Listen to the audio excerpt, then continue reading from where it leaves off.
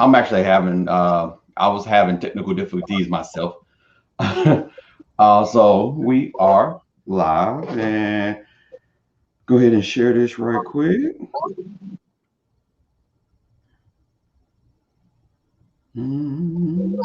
Brian was supposed to come on. I'm not sure if he's going to pop up a little bit later or not. Okay. Hey guys, if you're tuning in, we're just going through those first couple of minutes where we are sharing the live. So just bear with us for just one moment here.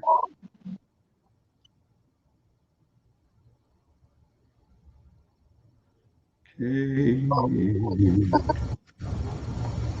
right, let's see. Now, do you have more than one gadget open? No. Okay. Normally I do, but tonight I don't. Okay. Loving the hair. Thank you.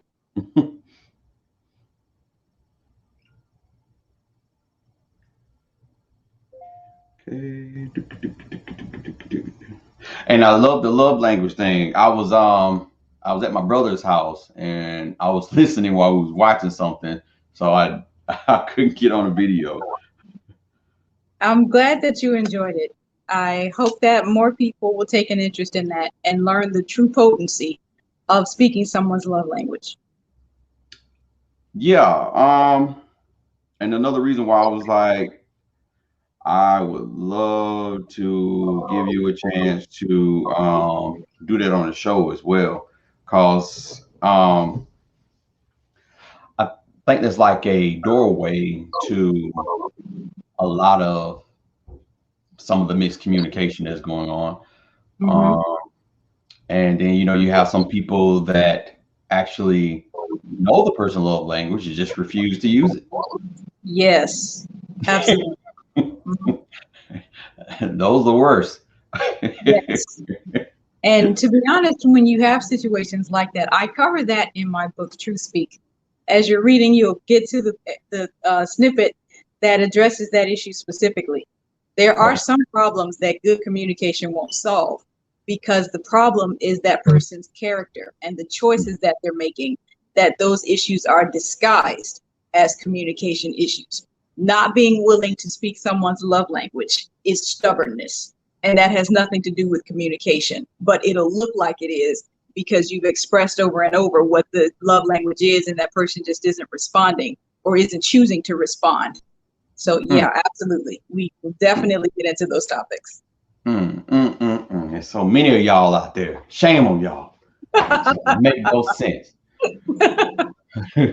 Well, guys, thank you for tuning in to the Sofa Real Talk, and I do believe that we have a juicy topic. And before I indulge on this lovely topic, I would like to say welcome back to Miss Evelyn, the author of TruthSpeak. We had her on for her first chapter last week, so I have to read the second chapter, and we will have her on so that she can go over the second chapter, which that is coming up soon for me to start reading. But Miss Evelyn, if you don't mind introducing yourself. Thank you. It is always a privilege to be with you on your on Sofa Real Talk. I am Evelyn Whitney, author of the book TruthSpeak: Some Real Reasons Men and Women Don't Communicate.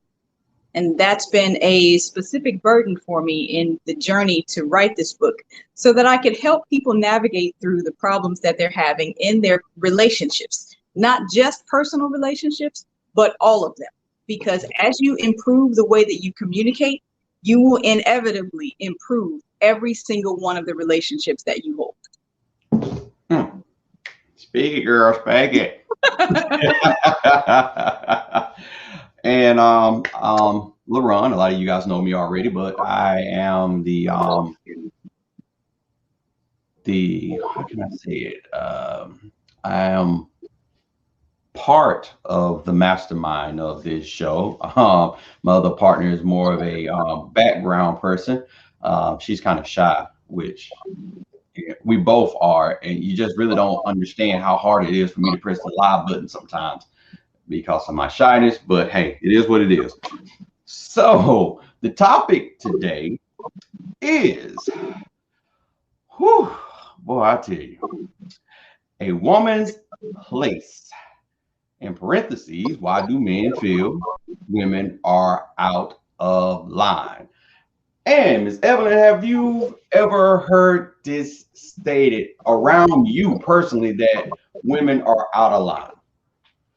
Yes, I have heard it said that women are out of line. And one of the first things that I would like to introduce this discussion with is the premise of how subjective lines are. Hmm. If I am told that I am out of line, does that mean that I've actually done something that is objectively wrong? Most times it doesn't. I could just be out of line in someone's estimation because they don't personally like what I did. That doesn't mean that I've actually committed some type of crime. Okay. Most of the times when I hear a man say specifically that a woman is out of line, it is under that guise that that concept is presented to her. She has done something that he does not personally approve of. Therefore, in his estimation, she is out of line, though technically she's not done anything wrong. Okay.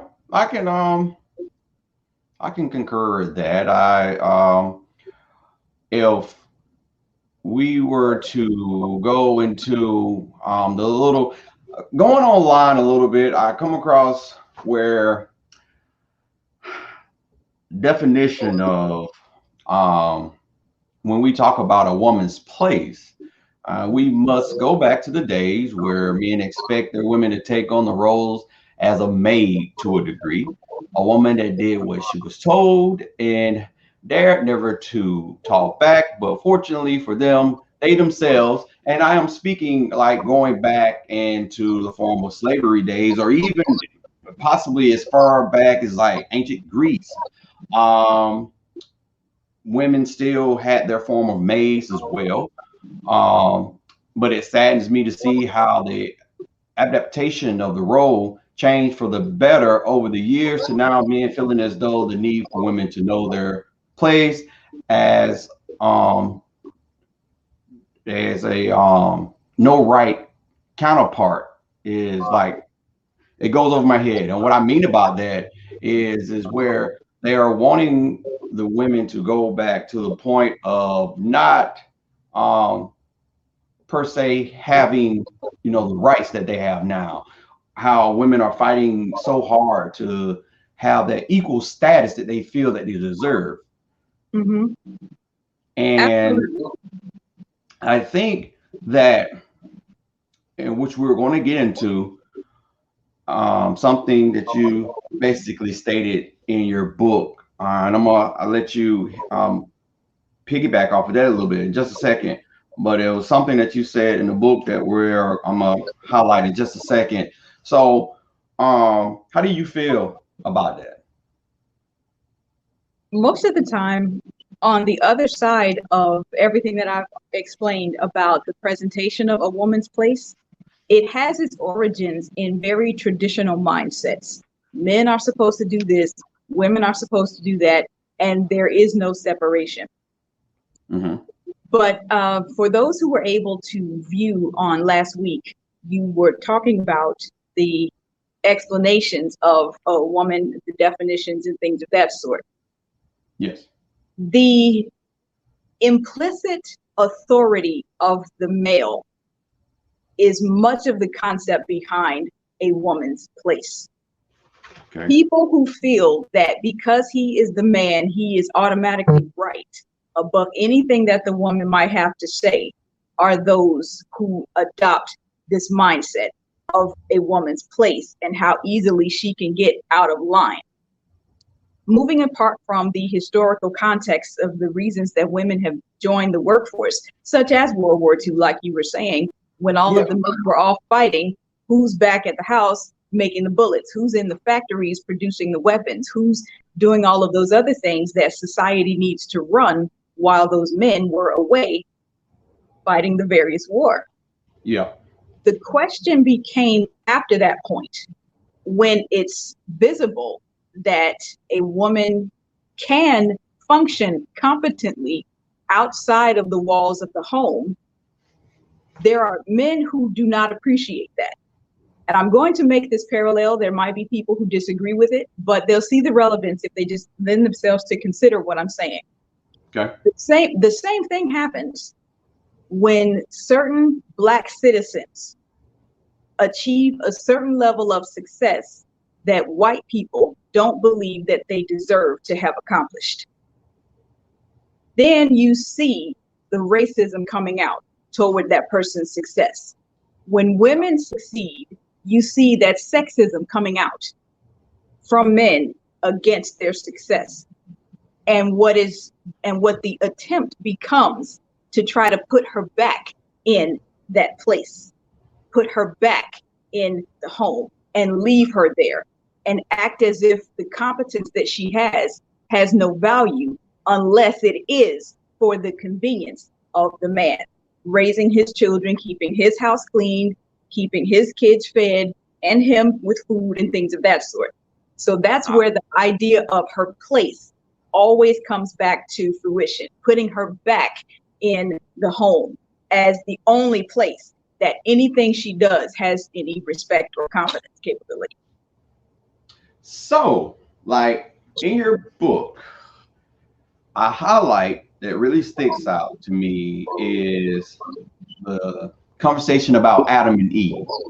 Neither Adam nor Eve has had dysfunctional upbringing against which to contend. Neither of them just got out of a bad relationship and has something on which to blame the new intended. Yes. So I personally, me and Lisa, we talk about Adam and Eve so much. It's crazy. It's like almost a big pastime for us.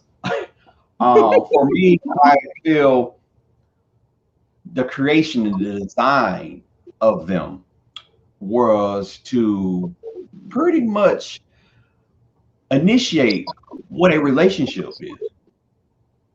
And unfortunately, they fell horribly at it. And I don't even think it was, they failed at the eating of the so-called fruit. I don't really think that was the biggest fail. The biggest fail was the fact that they were supposed to have each other's back.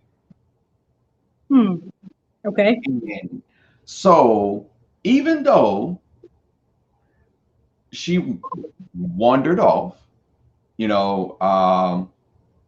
shouldn't have to always keep tabs on your woman. And I'm speaking in today's time. Absolutely. She should be able to wander off, but every once in a while, if not her checking in, you checking in on her, and vice versa. So, this days and time, Adam and Eve, let's say this happened like now. And so her coming back with something that she wasn't supposed to have.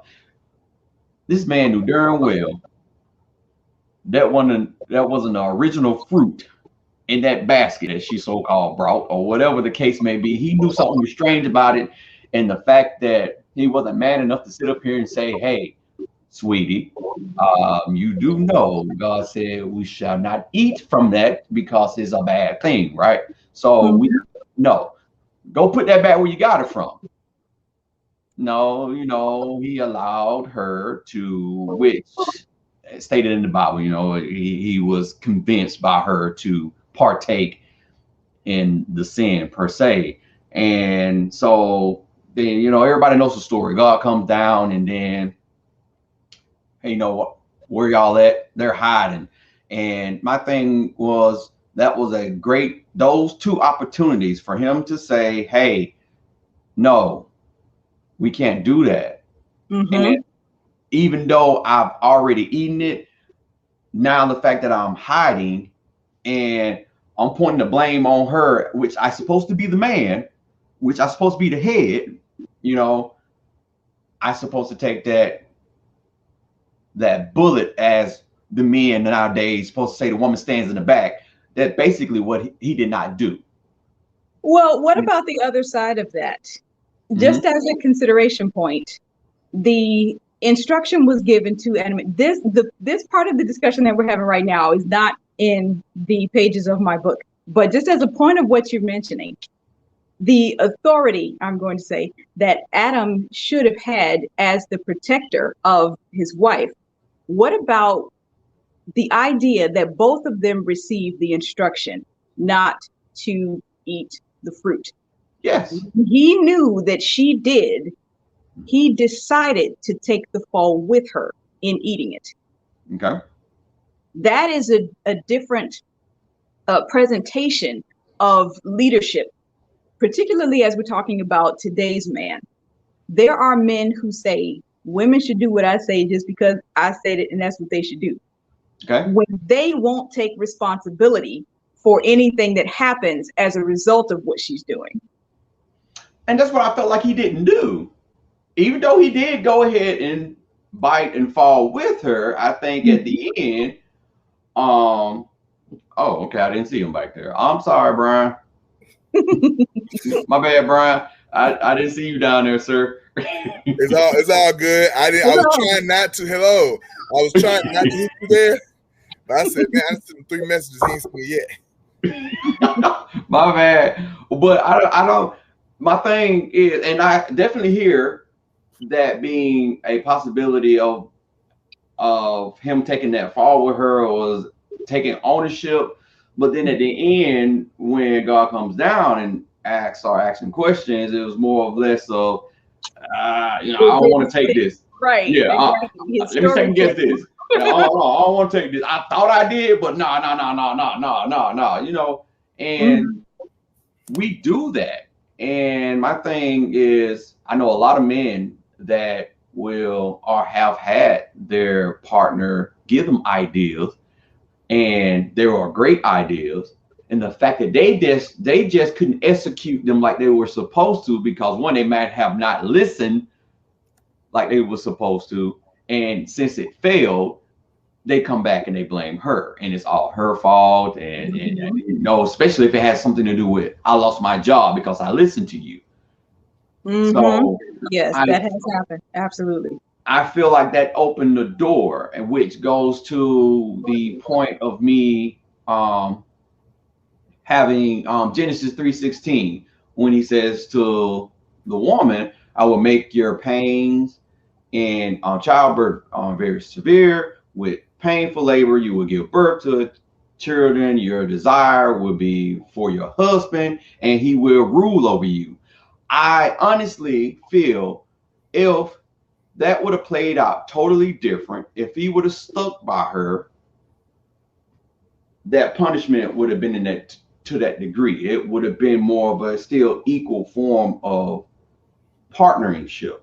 I think that, and it's just my opinion, and it's how I look at it, and not pushing it on anybody or anything, but I just really think that Adam and Eve is the recipe for why relationships are damaging the way that they are. But the fact that a lot of us may even feel that way or even know that the relationship is not what it should be, and that going back to what you were stating behind stage about Obama and Beyonce and Jay-Z, where once you see, you find what's going on in a relationship and there may be some imbalance, and you sit down amongst each other and you find a recipe, a blueprint, and then you end up, both of you become blessed off of the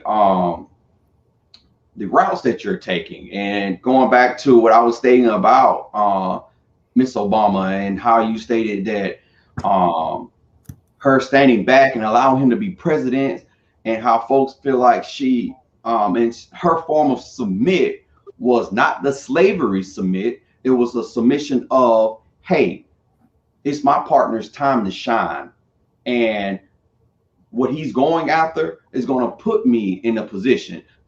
I can even want to throw in a reference of the Avengers, the end game. She saw the end game of him being put in that position and what can come out of it. And that's what we're not looking at. I have two quick points on that. You are absolutely right about the position that the Obamas had taken. It's almost like walking, you know, in order for your body as a whole to get anywhere, one foot in front of the other needs to be 1 foot in front of the other. And then it switches to the other one, and then switches to the other one, and switches to the other one. That's how the relationship of the body moves forward, because it's this time, and then it's this time, and it's this one, and then it's this one. And that's how they move forward as a unit.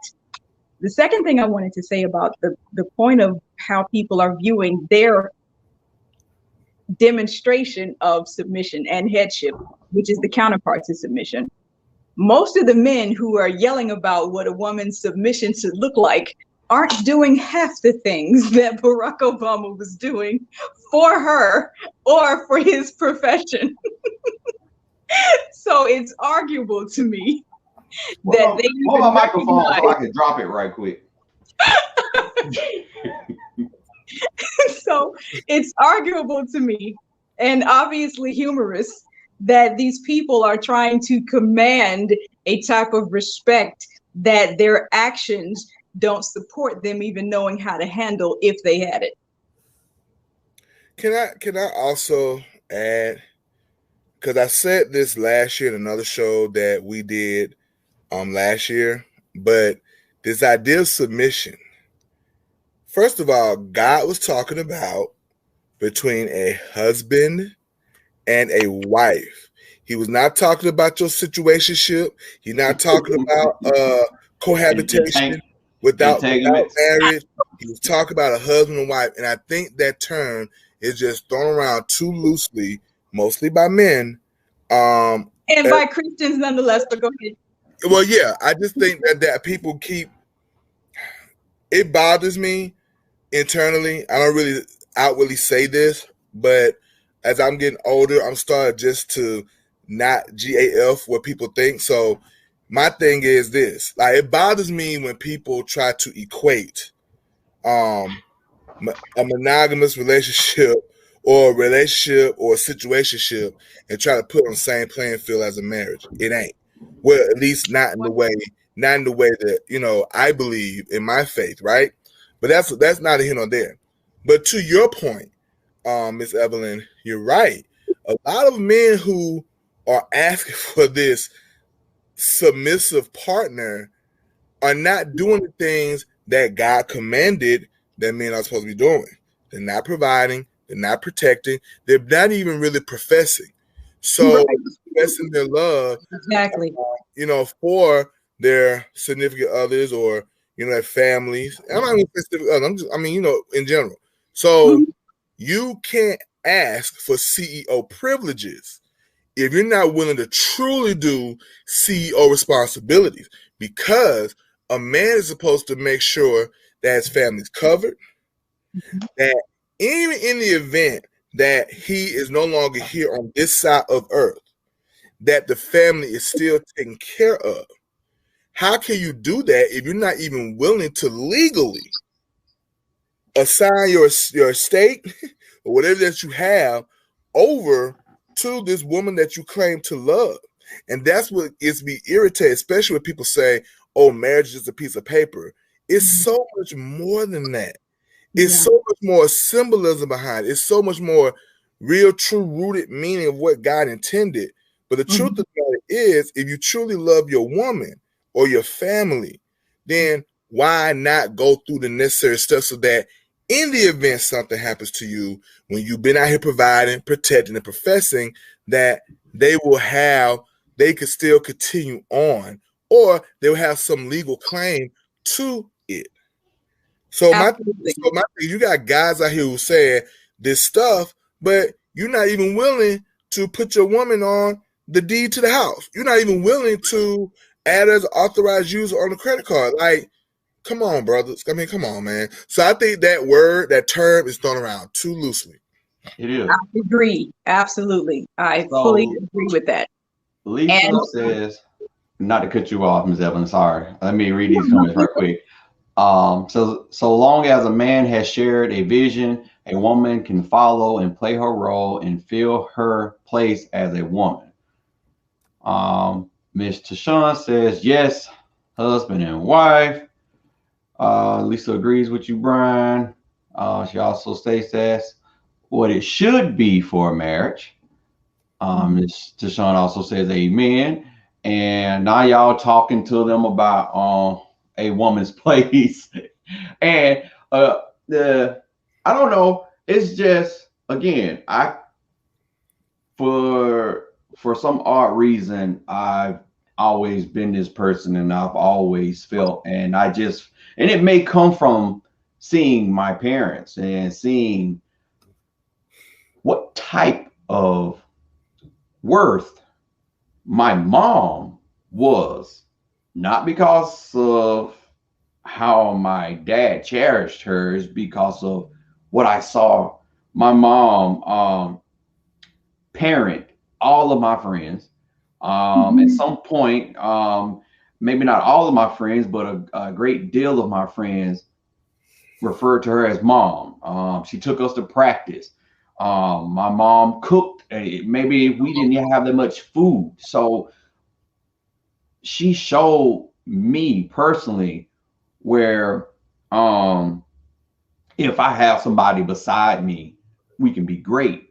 And that's what I saw. That's what I thought I was going out to do myself, but I was too young to at the time and trying to do basically what Brian was talking about at a young age. And so yeah, that didn't go good. One of the things that I would like to also clarify in this discussion, when we're talking about the symbiosis of the relationship between a husband and a wife, many people don't recognize that they feel like the wife's responsibilities are somehow less important than the man's if she's at home raising the children and he's out working and, you know, earning money in that regard. That's one thing that I would like to undo. But as a society at large, there is not enough respect given to how difficult it is to raise children. I do not have any children, and that is a choice that I made because I don't want any children. But I am not a woman who is willing to say, I'm going to look down on you as a woman just because that's what you want to do. There are women who have taken that attitude, and I think it is very erroneous of a position for them to have. But the important place behind that is one of the ideas became in the work that women do outside the home, much of it is still related to childcare. It's still related to being somebody's support. It's still related to that type of manifestation of her competencies.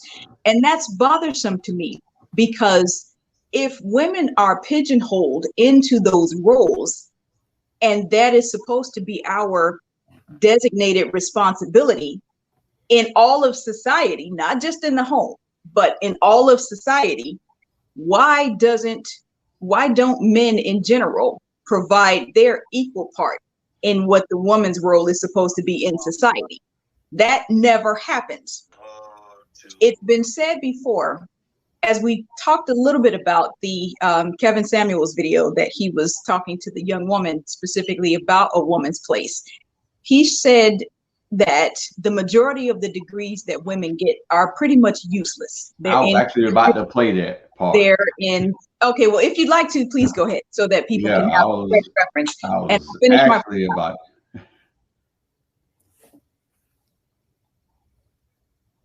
You live in peace with a man. Can you submit to a man? Can you play the background? When you say play the background, what do you mean play the background? Play your natural role. My natural role in being a wife? Yes, the background. I don't think a natural role as a wife is in the background. Show me where in the world the natural wife is in front. She's not in front, but she's beside. No, she's not. Why she's not, Kevin? Are you out of your French toast mind? Don't do that now, Kevin. I'm just giving you my opinion. Okay, well, when a burglar comes, are you standing side, when somebody's coming to break in the house, are you side by side beside your husband? Or are you standing behind him because he's going to have to take the bullet? To be honest, I'm standing beside my husband. Then you out of place. Why am I out of place? Oh my Tell me God. Am I too masculine for it? Oh my God. Hell yeah. Your place.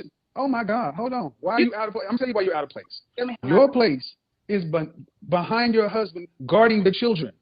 Okay. 2 million years. Okay. So when your mother, how about your grandmother? Okay. Hold on, Hannah. Your grandmother, was she married? That's another thing, Mr. Kevin. Hold on, Hannah. Let me come right back to you. Hannah. Was your grandmother married? Yes, my grandmother was, but that's the thing with I'm trying to.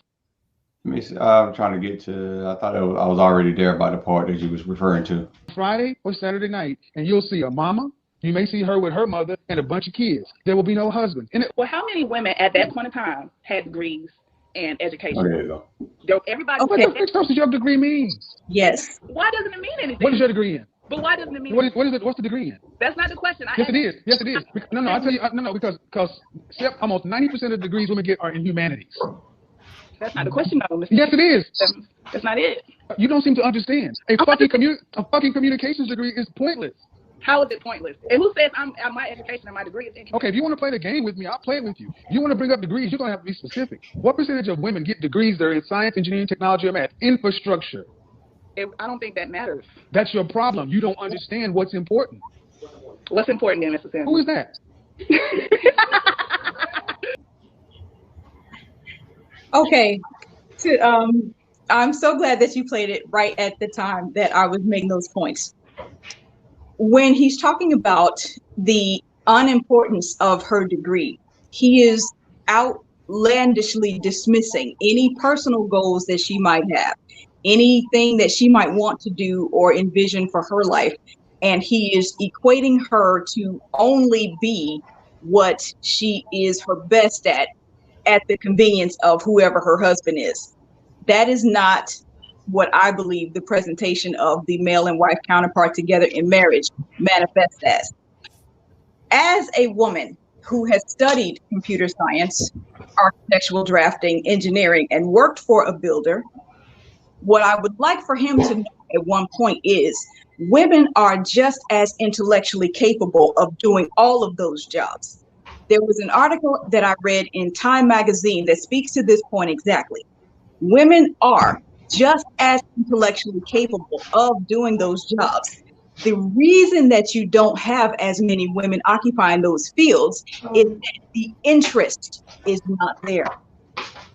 Women are as interested in those types of fields as men are. So for his supposition that women are somehow intellectually inferior to men because they don't go into those fields, that is intellectually dishonest. The simple fact is women are just as capable of doing those things, but the interest is just not there. As a separate point on this matter, if you look at the situations of those women who do have interest in those fields, there was a movie that came out. It was called North Country. It was a woman on a construction site who actually ended up suing the construction company for the ways that those men sexually abused her and for the ways that they were treated.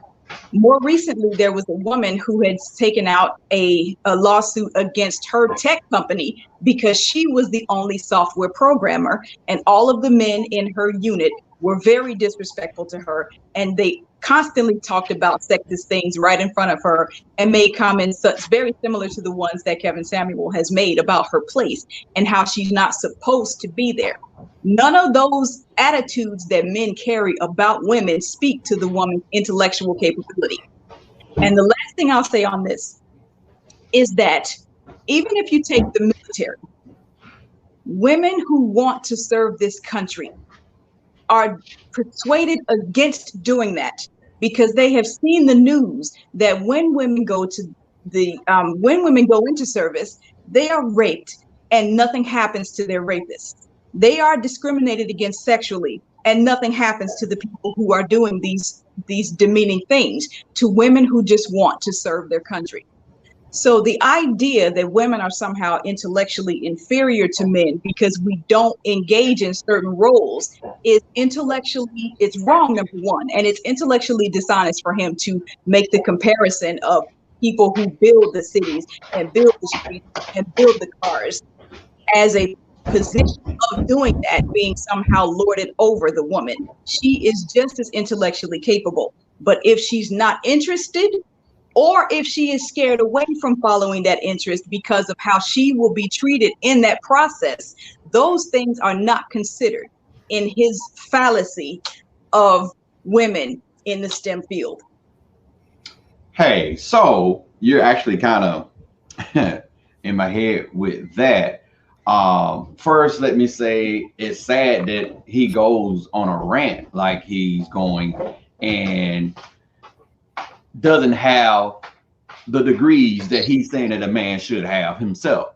And that's the sad part about it. And but that goes back to what you were saying, how it's so sad that the men that tend to want a woman to be put in her place or know her role are those that aren't playing the correct supposedly man role in the first place. And so I did some digging and I came across where it stated back in 1950s women were and guys, this information that I'm just briefly pulling some stuff out of, it's in the description. So if you want to read over it, you can go to the description and read more into it. But the Mrs. degree, and it's capitalized MRS, it meaning a husband. They were going to college to get a husband per se. And it goes to where you were stating, Evelyn, about even though the women had aspirations for other type of things that they wanted to do, still their goal was to find a husband. Exactly. Well, let me say this. There's two things I want to say. The first is I want to address our dear, confused, misinformed brother, Kevin Samuel. He sounds like a dude who probably he dislikes women. Oh yeah, that's pretty much. He dislikes women. The way he comes at it, the way he tries to not only be, this is beyond him being condescending. He's downright rude and acerbic and abrasive and insulting, which to me, absolutely, you cannot get anyone to see your point or hear your point if you're going to belittle them, degrade them, demean them, and try to humiliate them. And it seems like that's his goal every time. His goal is not women empowerment. His goal is women humiliation. And so for me, I can't take him seriously, right? Because I fundamentally believe, because I truly believe in the partnership between men and women. All right, especially a husband and wife in marriage. I believe in that because if God didn't have a purpose for the woman, he wouldn't have created it. Okay, that's the first point I want to make. The second point, to your point back to this historical timepiece that you referenced just now, I also find that to be a very sort of kind of crossroads in our history, just because if you think about it, when men were going to war in World War II, it was women who had the whole. I stated that. Yep. So my thing is, if it was good enough for them to hold down these jobs while most of the men were going to war, then how then can we not see them as someone on equal footing with us? Because when it suited us, we had to depend on a woman to keep the country going while the men were off at war. So I find that timepiece to be really, really odd. But you know what? Even though you say that, Brian, when they came back home, they were very disgusted and a lot of them went into deep depression because they couldn't get their jobs, or the women were doing what they were doing and didn't want to go back home. And so I feel the same way. And when I heard that, that's what made me go and find a little the picture, or the woman with the bandana on and showing I actually did a video about that, and I feel the same way. So this, like you saying, you're over there protecting us, and not even that. There were women in the war, in that same war as well, doing nursing and making sure that they were doing due diligence. Flight mechanics, you said, and Yeah. some of them were driving trucks and repairing some Yeah. of the airplanes, which I'm sure she could not have been trusted to do that if she wasn't capable of it. Exactly. So going back to you, Miss Evelyn, where they just position block. That's how I see it. A lot of women are position blocked. So Absolutely. because if even with you stating like how even though it's off topic, and how it could go as far as a black female. I'm gonna go ahead and say it. So a lot of, not all whites, but a lot of whites have positioned and have made blacks feel that in order for us to be looked at professionally, be triumphant, we have to do what they're doing. And so that's what we go after. And so once we go after it and we shame them because we do it better, then that's the problem. And so As that parallel, I'm sorry, go ahead. No, I was just going to say you can also look at that as being with the man as well. So they come back home and they see that here, my partner that was in the house wearing a maid's dress almost to the point, or not a maid's dress, but a dress and an apron and cooking my meals while I was going and doing my professional job. But then I got enlisted. Now I come back. She's holding the house down, maybe even got a bigger house now. And she has a car in her name. And one of my legs may be gone because they got shot off. Now I feel lesser than a man because my woman is having to hold the house down because society has told me that in order to be a man, I have to be in charge. And that mentality demonstrates the attitude that we always come across when we're dealing with this woman's place discussion. Many men feel that the only purpose a woman will ever serve is his convenience. Sex when he wants, food when he wants, watching his kids, and that's it. If she cannot do those things, she is considered worthless. Now, even as we consider the misgivings of certain men, we have to think that they would not leave their children in the care of someone they didn't believe was competent to care for them. So in that case, a woman's competence isn't what he fights with. What his issue is her earning potential. If she has the potential to earn more money than he does, then he has a problem with it. Outside of his convenience, her capabilities don't have any value to him. That's how many people see a woman's place. That's how many men view it. And as we began, I made the point that accusing someone of being out of place doesn't necessarily confirm that what they've done is actually wrong. It's just wrong in your estimation. Yes. So when these men are saying, woman, you're out of place, that doesn't really mean that she's done anything wrong. It just means that that's how he chooses to express his dismay for the things that she has done. You have wronged me, basically. And can I also say to this whole thing about out of place and submission, I mean, a lot is being left out of context when they're talking about it. Again, I say it comes from a biblical perspective, talking about between a husband and a wife, not a boyfriend and a girlfriend. Husband and a wife, not a bae.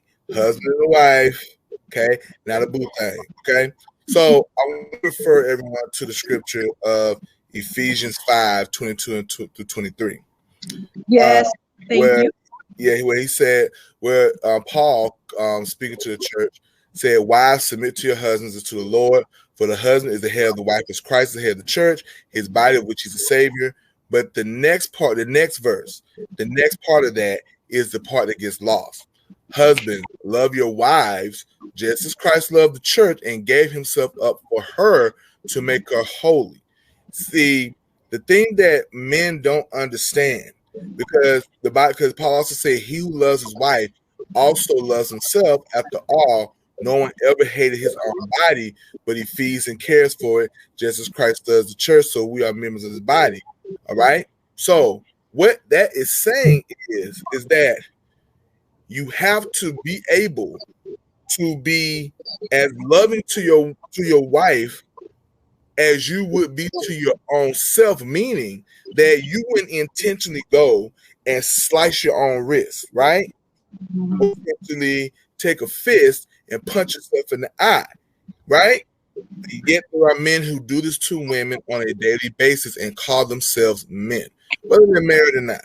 But yet you want all of this, you want all of these privileges that you have misconstrued, have misread, have mistaught generations of young men who grow up and perpetuate the same faux semblance of what it means to be the head of a household. But first of all, bro, you gotta be married first to be head of any household.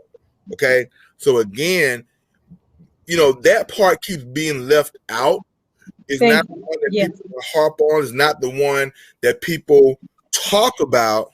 But it needs to be talked about because there's more than just wives submit to your husbands. It's more than that. It's so much more than that. What Paul was talking about, what God was talking about, but people conveniently leave that out because people keep trying to translate the Bible. It doesn't apply. It doesn't apply to an egotistic male. It doesn't apply. You have to leave that part out in order for that other part to stand firm for a person like that. And that's the thing about the Bible, that people go in and they pick those particular scriptures that apply to what they're wanting and needing. And so again, and I say this, and to where I can't expect her to feed into me if I don't feed into her. Exactly. And that is my job to do when I wake up in the morning. And if I am looking for her to be to any form of use to me, I have to take care of her myself, as if though I want her to take care of me. And so again, and I tell her and over, and I tell everybody, my job, I wake up in the morning, is to re-love her all over again, because I feel that puts me in the position to, one, things can happen the day before, things can happen at night, to where her ideal of the world changes. For me, that makes her a new person when she wakes up in the morning. So now I got to figure out how to love her again. And so her place for me is beside, and always will be beside, because if she's behind me, then, going back to, I can even bring back what he was talking about with the protecting and, the bullet situation and certain circumstances, the way that he used that still doesn't mean that she's behind him. It's just the fact that she knows, okay, my man finna go handle that down there. So yes, let me go grab the kids. That's still a partnership. But dang, what's the word I'm looking for? Narcissistic, self-serving, misinformed, and telling and using something that is factual and turning into something totally not true. Because again, I call that intellectual dishonesty. Yeah, I do too. He's over applying something in a context in which it doesn't make the sense he's trying to force it to make, given his application. He's intentionally manipulating it to serve his own needs and purpose. Okay. And that is so dangerous. That is so dangerous. I feel like when you have a platform, you owe it to yourself to be responsible on that platform. Absolutely. Because what you say carries. I know that every time I do this show, even if no one doesn't watch it live, I know I have enough of a cachet that people go back and watch it later. Yeah. So I have to be responsible with what I say when I'm up here, because there are people who are hanging on to that, who are looking to connect with something, looking to believe in something, looking to gain clarity about something, and then here this guy comes and he's misappropriating and misapplying what I believe is to be a true biblical principle from God. But people love to say, well, why you gotta bring God into it, or it ain't about being a Christian or whatnot, but yet you want to hold to something that has roots in Christian principles. That's but right. you call it that, but you want to hold on to that, and then you're gonna misinterpret intentionally what it really means for your own self gain. And I can't respect people who do that. I can't respect it. It's a lot of I'm sorry, go ahead, Lauren.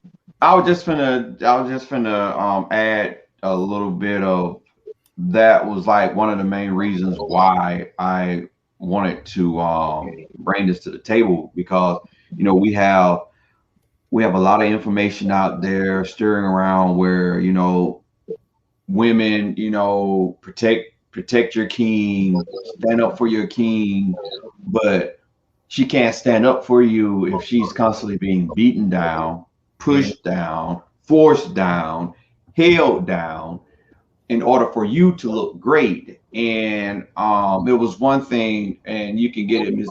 Evelyn, where I wrote, where I stated, where is that? Let's be honest, true enough, men can be smart, but women have been pulling strings behind closed door in this country's operation for many years. And if you want to read a little bit more in the Jezebel stereotype, it's kind of a brief description on how, and not trying to bring race in the situation, which it is still a big part, how white women and men saw black women as sex slaves or just sex objects.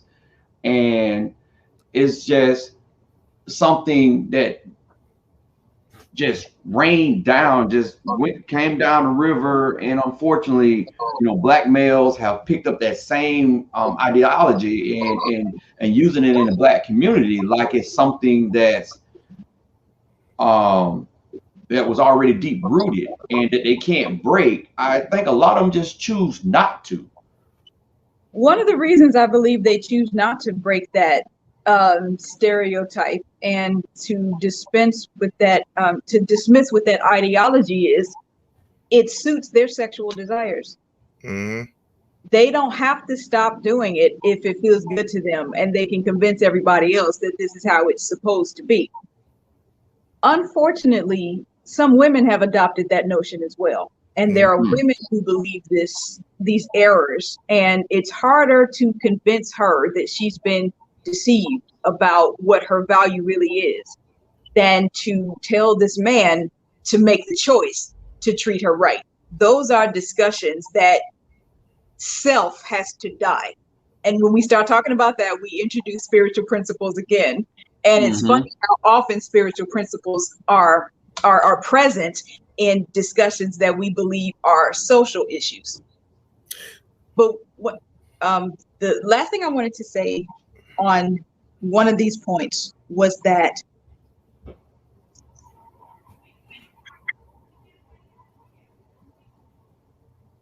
when it becomes convenient and when their convenience is the priority, they're not going to see anything else.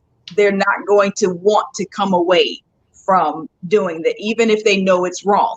In order to continue it in that way, then they have to start making excuses. They have to start desensitizing themselves to those individuals, like we were talking about before.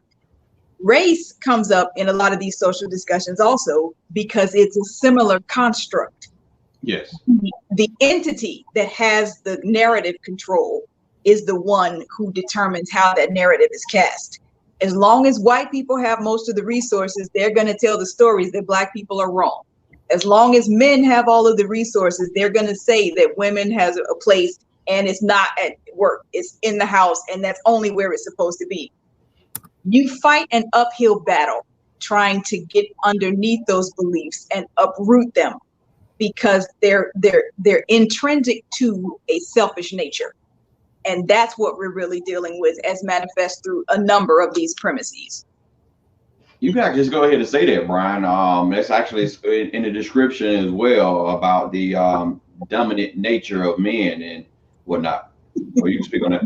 Well, my thing is, I was putting that in this chat because, as I was thinking about when I was talking about the false prophecy of Brother Kevin Samuels, I thought this quote by Machiavelli, that men are so simple of mind and so much dominated by their immediate needs that deceitful men will always find plenty who are ready to be deceived.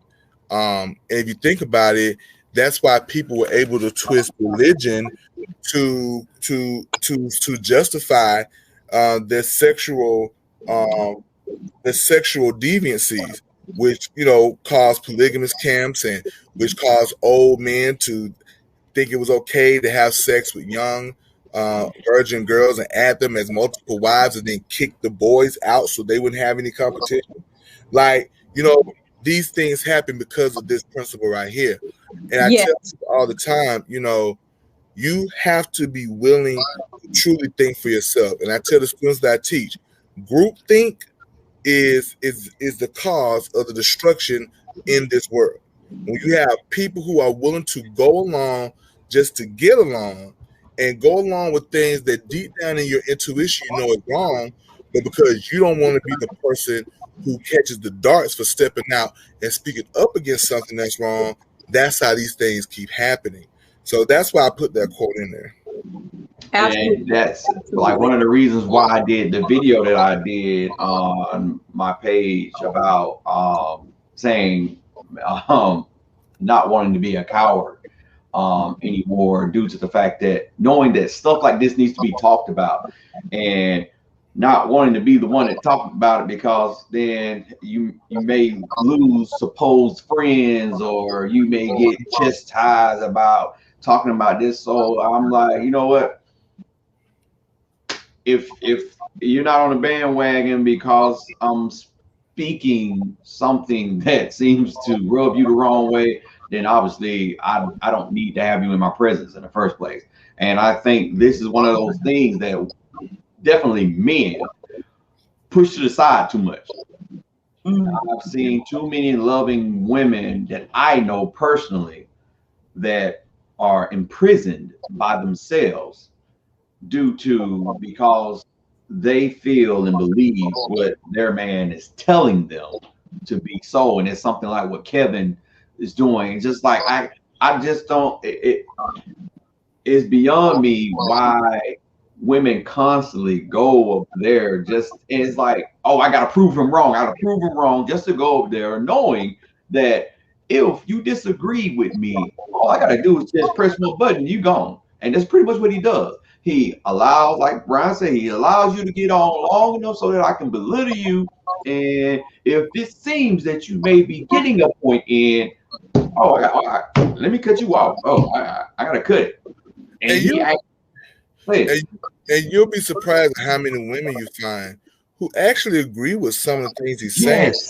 But not only that, it just really goes to show you how the patriarchal society has really, really ingrained in woman that her self-worth and validation is tied to her ability to get, maintain, and satisfy her man solely.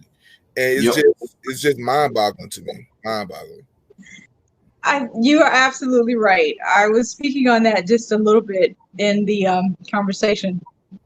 And one of the things that I've realized in recent weeks, particularly with the demise of Derek Jackson and now Kevin Samuels and his new breed of foolishness, with Derek Jackson, the man was always wrong. He's not loving her right. He's not listening. He's not doing whatever he's supposed to do.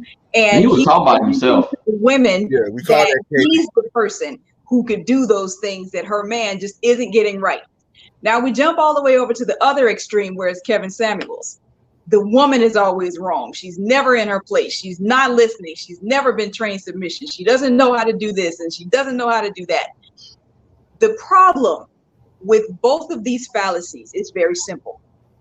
Everybody knows that relationships are two-way streets. Relationships take both people to work. And you have Derek Jackson on one side blaming the men, Kevin Samuels on the other side blaming all the women. You'll never have a solid relationship listening to either one of them because they're imbalanced.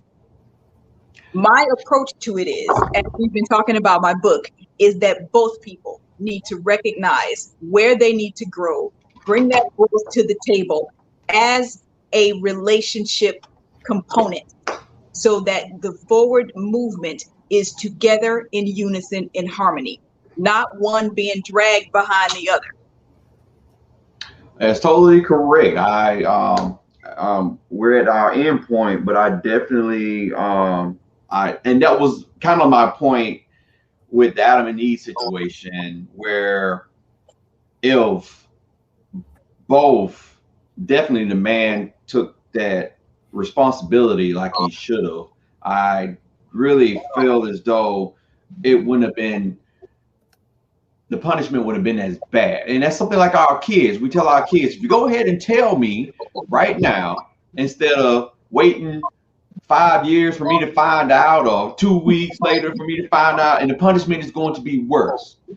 So I don't think, it might not even be to a degree of them being kicked out of Eden if they would have just stepped out. Hey, you know, we did wrong. But they just opened the door for what we have now. But that doesn't mean that we can't break it. And the door is open up for us to break it. And so for people like the Obamas to come out and show, and her to do her book the way that she did, you know, I saw this, you know, at least it kind of did me the same way. I hear your goals. I see your dreams. I see you sitting up here telling me that am I supposed to be your wife and all that, but I don't see it. Hey, you just gonna have to prove to me type thing. And my thing is, a lot of men run from that, you know, because they should just automatically just bow down. I don't want her to do that. You know, me proving to her is more important, or me not even just proving to myself that I can do exactly what I told her that I came to do is more important than me just speaking out words and wanting her to just to agree to it. That's my end point to those. And I'm gonna also say this too, right? Ironically, today is the 10-year anniversary of when I successfully defended my dissertation and thus became Dr. Dawson. Let me explain something to you. I am not Dr. Dawson if it wasn't for Sharice Dawson. From the very beginning, my wife encouraged me. She pushed me. She, motivated me. There were times I wanted to quit. There were times I was going to throw in the towel. But this woman believed in me and believed in what I could achieve. And here I am today. And I'm not standing here with that achievement without my wife. Like, without her being there. So there's no such thing as telling her, oh, you know, this is your place. Her place is to grow with me. Her place there you go. is right beside me, encouraging me, and I have to return that favor. Yes. And I have to sow into her too. Like, yes. It has to be deposits and withdrawals. It can't just always be withdrawals. And it seems like a lot of men use submission to withdraw so much, and then once you know what it is, if you deplete this bank account over here, if you got another over here, go to a whole nother bank, account, right? So if I deplete this woman of everything to where now, even now that she has no value, all I'm going to go is go over here and find someone else now who has something I can withdraw from. And so my thing is, that is so dishonest and disingenuous for men to want to do that to women. Yeah. You know, that's Absolutely. why Angela Bassett was burning the clothes up on Michael Beach and Wayne XL. Exactly. That company, and when he determined that she no longer had value, he went somewhere else, and then he wondered why she burned his clothes and burned his car. And not to That's bring up this exactly point, what I was gonna say. it's just like signing a prenup. Okay. And we're done after this cause it's and I wanted to say that earlier. We was talking about the Brian, you was saying something about giving part of the estate and stuff, and you know now men, heck, women too. Again, like Miss Evelyn said, you know, women have gotten tired of being mistreated and pushed back. So I'm finna play the game as good as you, and so it's sad, and it's like Brian said, it's just hurtful because you can see where it can be so much better. And I see so many couples that are doing that partnership and how great they're succeeding in life. And then you go see where, yeah, this man is head of the house, he's making all this money. But then you start looking at the kids, and then you start looking at the wife and seeing how damaged they are. Heck, the wife may, if not the man, have a side piece. The wife got a side piece as well. They don't know what their kids doing because they're not in tune mentally. And so that opens the door for a lot of that one-sidedness of, well, I can just come home and just sit down while all of y'all just do my bidding type thing. Yeah, that is So you go ahead. that is absolutely right. And I was hopeful that I would get the opportunity to offer this statement in clarity of some of the things that people have said against women on this issue. There have been people who believe that women are not as committed to relationships the way that they used to be because now they have degrees, now they have education, now they have resources, now they have options. One of the ways that I would like to dismantle that fallacy in its misapplication is that the resources that women have now that they didn't have in past generations have not affected her willingness to commit to someone. What they have allowed her to do is have a way out of his abuse.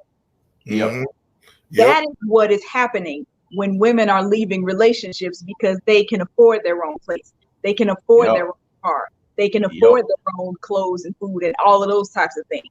In the 30s, 40s, 50s, etc., women didn't have that option to leave when her husband was unfaithful because she didn't have money. She didn't have resources like that. Most of the women you talk to today still want to get married. They still want to have that relationship, that partner, that person. So the fact that she has resources hasn't done anything to dampen her desire for marriage. It's only enabled her to get out from under infidelity and abuse. When people say that women only want to, they don't want marriage because they can have their own, they're missing the point of what these men have done to these women. They're missing the point of how that the men have projected upon to her his infidelity as a condition of their relationship. If she says, I don't want to deal with that and has a reason of resources to go, then she has every capability of leaving. But she's leaving the abuse, not the willingness to be in a committed relationship. That point is lost when we're talking about issues like this usually.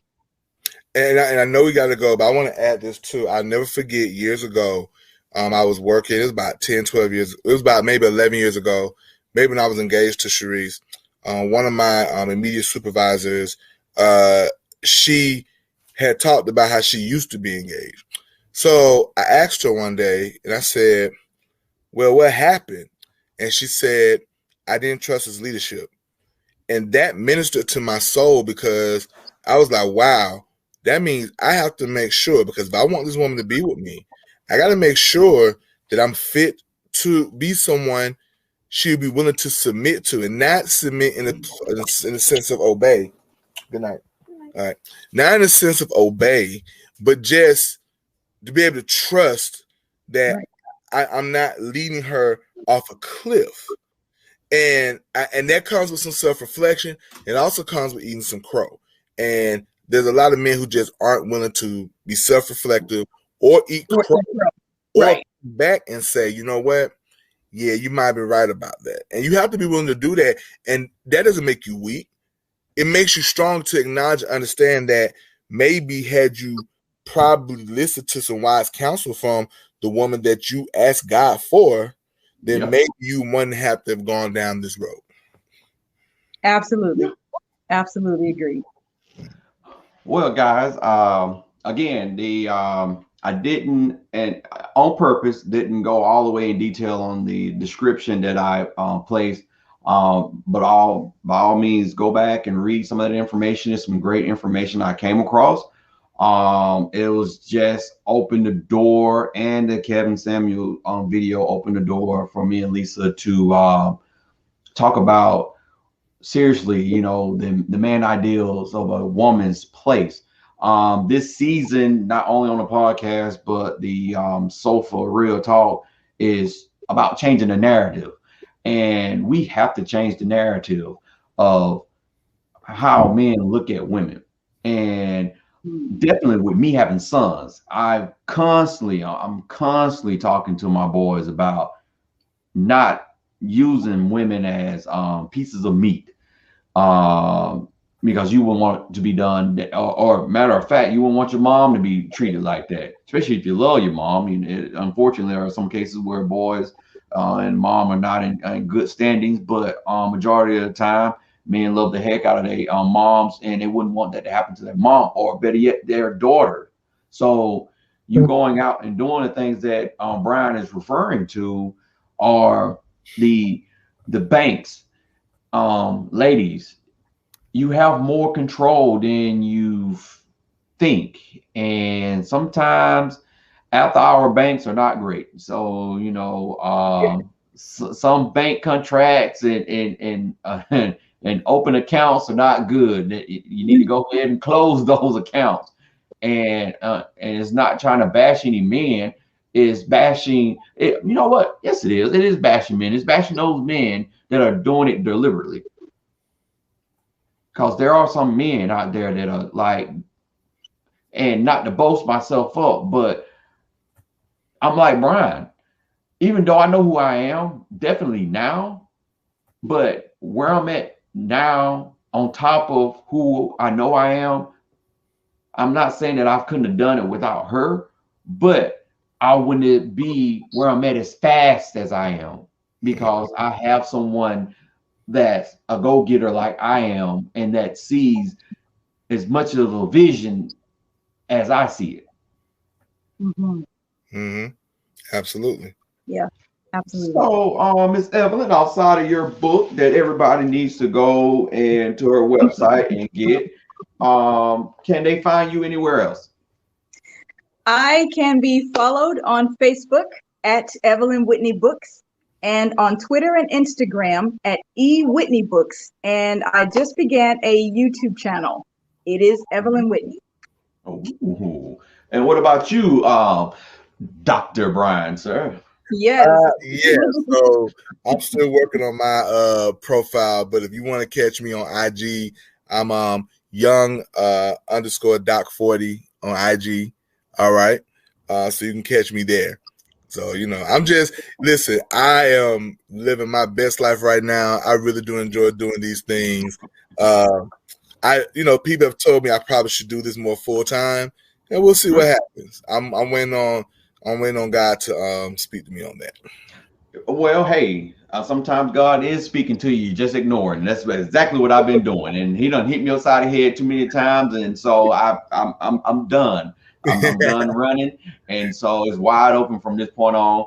And so, with that being said, guys, you know you can catch us on the Sofa Real Talk and anywhere podcast wise, the Sofa Pillow Talk.